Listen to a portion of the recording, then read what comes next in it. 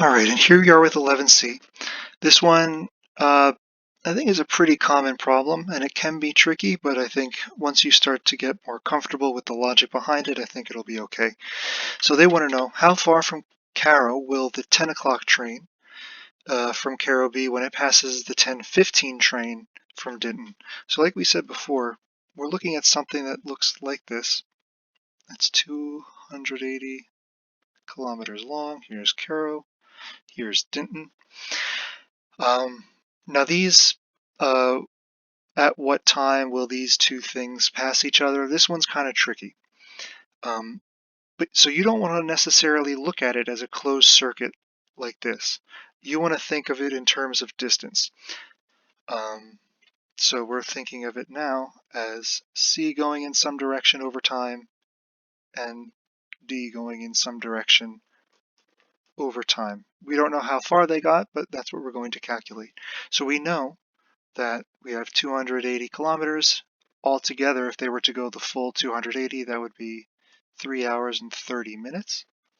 And so if we want to find out what their speed is, the kilometers per hour, we would do 280 divided by 350. So you can pause and think to yourself for a second before I tell you why. It's 350 because it's 3 hours and a half. So the 330 is how you would write it in terms of time, but in terms of value, that's 3.5 hours. So when we divide that, we get 80 kilometers per hour.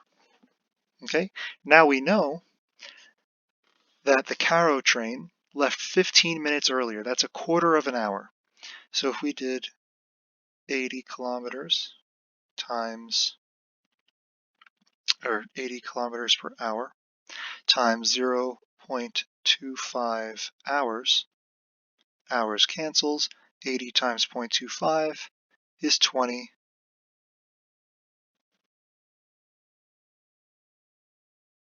20 kilometers. So that means in the same amount of time, the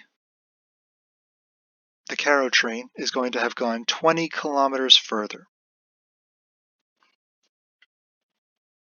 So let's assume that the Carrow train went 140, the Dinton train went 140. Altogether, that's 280 kilometers. However, we know that the Carrow train went 20 kilometers further than did the Dinton train. So that's 300. And if we were to take the average of that, 300 over 2 is 150 kilometers. And that's how many kilometers away from Carrow the Carrow train will be when Dinton gets there. The same works in reverse. So if we wanted to figure out how far the Dinton train was from Dinton, for example, we would have the same thing. We would have the 20 kilometers, but instead of adding 20 kilometers, we know the Dinton train went 20 kilometers fewer. So again, this isn't part of the actual problem. I just wanted to show you.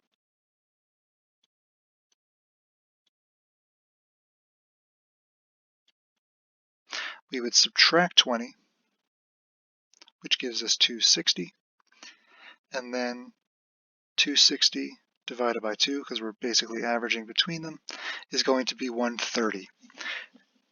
Now, if you were to check, you would see that 150 from Carrow, or the distance from Carrow that the Carrow train traveled, plus 130 that the Dinton train traveled, altogether is 280.